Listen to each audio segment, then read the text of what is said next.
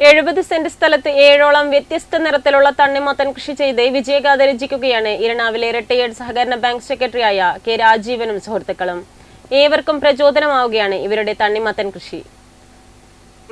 പരിശ്രമവും കഠിനാധ്വാനവും ഉണ്ടെങ്കിൽ കൃഷി വിജയകരമാക്കാം എന്നാണ് രാജീവേട്ടൻ പറയുന്നത്.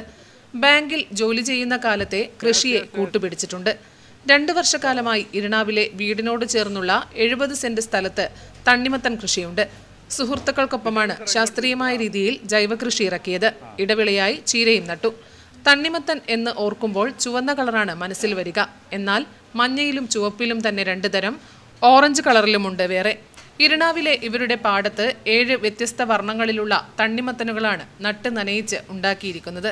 ഇത്തവണ മികച്ച വിളവ് ലഭിച്ചതിന്റെ സന്തോഷം കൂടി ഇവർക്കുണ്ട്. ഞാൻ ഇരണാവ് സർവീസ് സഹകരണ ബാങ്ക് സെക്രട്ടറി ആയിരുന്നു. 2 വർഷം മുമ്പ് 2024 ജനുവരി 31 വിരമിച്ചു.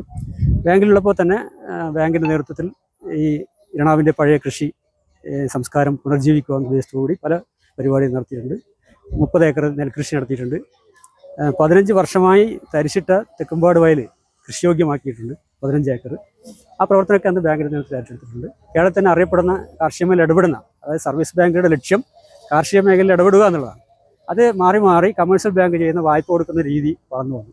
പക്ഷേ ഞങ്ങൾ അതിൽ നിന്ന് മാറി വായ്പ കൊടുക്കുന്നതോടൊപ്പം ആ കൃഷി ചെയ്യാനുള്ള ഉപദേശവും അതിനുള്ള ടെക്നിക്കൽ ഇതും പ്രൊജക്ട് റിപ്പോർട്ടൊക്കെ ഞങ്ങൾ തന്നെ തയ്യാറാക്കി കൊടുത്ത് ചെയ്തതിൻ്റെ ഭാഗമാണ് ഹരിത ക്ലസ്റ്ററൊക്കെ ഇരണാവിൽ വന്നതും 2005 സംസ്ഥാന അവാർഡ് കിട്ടിയത്.